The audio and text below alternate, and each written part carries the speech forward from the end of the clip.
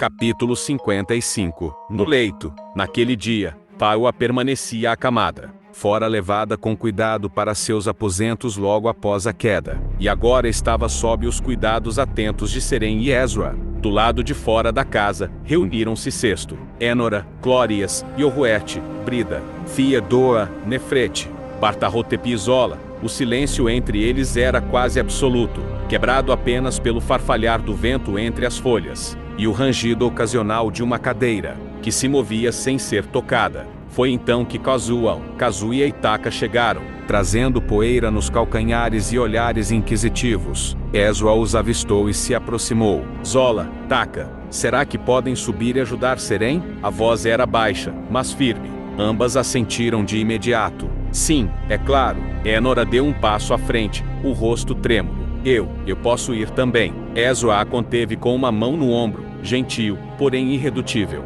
É melhor que seja feito por alguém não tão próximo. Mas, tentou protestar. Não se preocupe, disse ele, num tom que encerrava a discussão. Elas saberão o que fazer.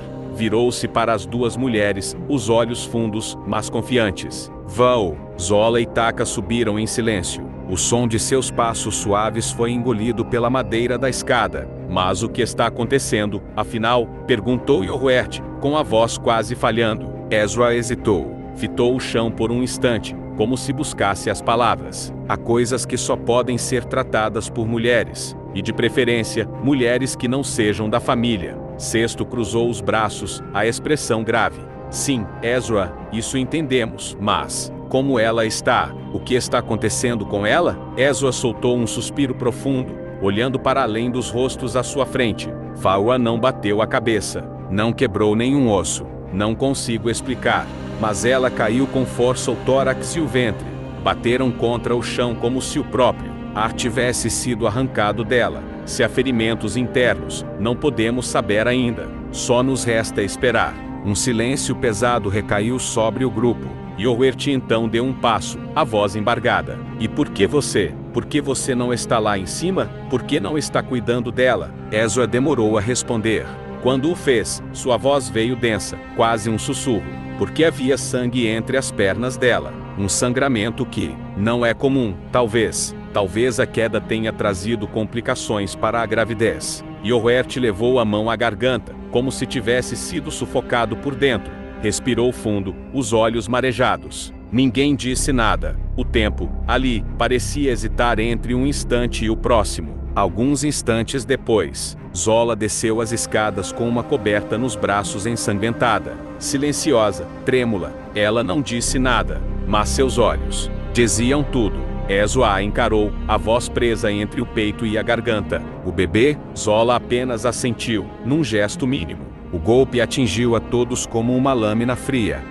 Ioruete correu para o andar de cima. Empurrou a porta e se lançou sobre o peito de Taua, desabou em pranto, abraçando o corpo inerte da mulher que amava. Ezra, Cesto e Énora o seguiram, entrando em silêncio. Seren se aproximou, enxugando a testa de Taua com um pano úmido. O sangramento parou, agora. É esperar que ela acorde. Ioruete encarou, com a alma exposta nos olhos. Ela vai ficar bem? Seren hesitou. Acredito que sim, mas... Ezra levantou a mão. Um gesto pequeno, mas que bastou para que Seren interrompesse a frase. Nos dias que seguiram, Ioruete não deixou o quarto. Sentado à cabeceira, velava por Taua como se sua vigília pudesse trazê-la de volta. Não comia, mal bebia. Dormia apenas quando o cansaço o derrubava por alguns minutos, e mesmo assim, de cabeça encostada ao colchão, segurando-lhe a mão. Na manhã do quarto dia, Heinz, Hamish, Bione e Harold chegaram. Estavam pálidos, exaustos da viagem.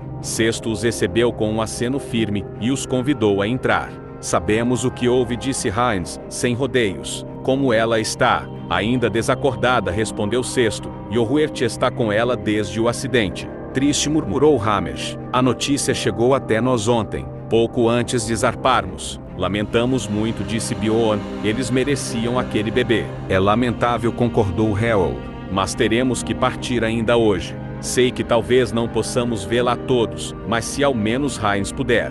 Cesto assentiu, com respeito. Sim, pelo menos Ioruete. Conduziu-os até o quarto e bateu suavemente a porta. Yohuert saiu, pálido, com olheiras fundas e o olhar perdido, mas ainda assim, esboçou um leve sorriso ao veloz. Que surpresa! Não deveriam estar em alto mar a essas horas? Ramesh se adiantou e o abraçou brevemente. Viemos prestar nossas condolências, irmão, e dizer que, se precisar de qualquer coisa, eu gostaria de vê-la, disse Heinz, com a voz suave. Ela é uma boa amiga. Yohuert abriu passagem. Entre, por favor. E então, de dentro do quarto, ouviram uma voz débil, mas viva. Essas flores são para mim? Um silêncio desconcertado tomou o grupo. A voz voltou, agora mais clara. Não me levem a mal, mas, nesse momento, eu preferia um ensopado. Estou faminta. Sorrisos brotaram onde só havia dor. Heinz correu até ela, os olhos marejados. Ezra apoiou-se na parede e soltou um suspiro aliviado. Yohuert caiu de joelhos ao lado da cama, rindo e chorando ao mesmo tempo. A vida persistia. Mais tarde, enquanto os visitantes se preparavam para partir, Heinz se despedia à porta, cumprimentou Yohuert com um abraço apertado, apertou as mãos de Ezra e Cesto com respeito, e virou-se para ir embora. Deu 3 passos, parou subitamente, e voltou. Quase me esqueço, disse, em tom grave. Uma notícia chegou até nós pouco antes de virmos para cá. Achei que vocês gostariam de saber. Todos se voltaram para ele, atentos. Lépido foi capturado em uma conspiração para assassinar Octaviano. Um silêncio caiu. Foi julgado, condenado à morte. A sentença já foi executada. Ezra estreitou os olhos. Cesto cruzou os braços, pensativo. Yohuert apenas assentiu, com um semblante sombrio. Roma muda, murmurou Ezra, mas raramente para melhor.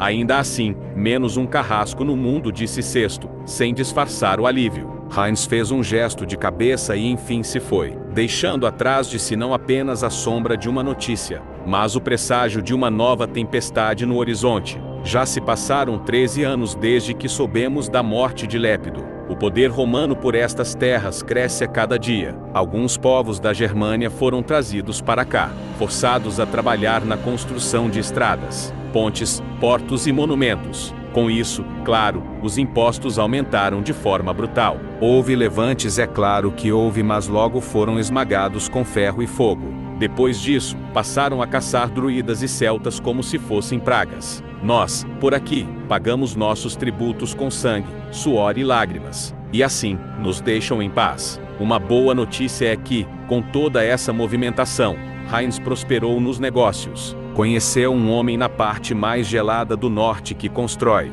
navios 4 vezes maiores que os comuns. Haja carvalho, ele disse. Separou-se dos antigos associados e, sozinho, já comprou 3 dessas embarcações colossais. Soube que uma 4ª está em construção. É uma bênção ver um menino, que passou por tudo o que ele passou, se tornar um homem de sucesso, mas até ele blasfema contra os impostos. No fim, todos pagamos. Nefrete pediu a Cozuon que transformasse Bartarrotep em um guerreiro e eles levaram isso muito a sério. Às vezes, chega a dar nos nervos. Clore e Escibrida têm um casal de filhos. Tyra ainda não deu filhos a Yohuert, como suspeitávamos que aconteceria. Mas Yohuert não se importa. Ela dedica sua vida aos estudos da cura. Ele dedica a vida a ela. Quanto aos registros da minha fé, escrevi tudo o que pude. Agora, o que me resta é transmitir as palavras o quanto conseguir. O coração de muitos já foi tocado por aqui, mas sempre há mais a alcançar. Mesmo assim, devemos permanecer atentos. Os ânimos andam exaltados, muito exaltados. Silêncio. Então, uma voz ao fundo. Cesto. Ezra, venha tomar um cálice de vinho conosco. Ezra. Sim, claro. E qual é a ocasião? Cesto. Falwa espera um filho. Yohuert terá outra chance de ser pai. Se ainda está aí, é porque gostou dessa história. Siga-me, ative a notificação, curta, compartilhe e até o próximo capítulo. Obrigado.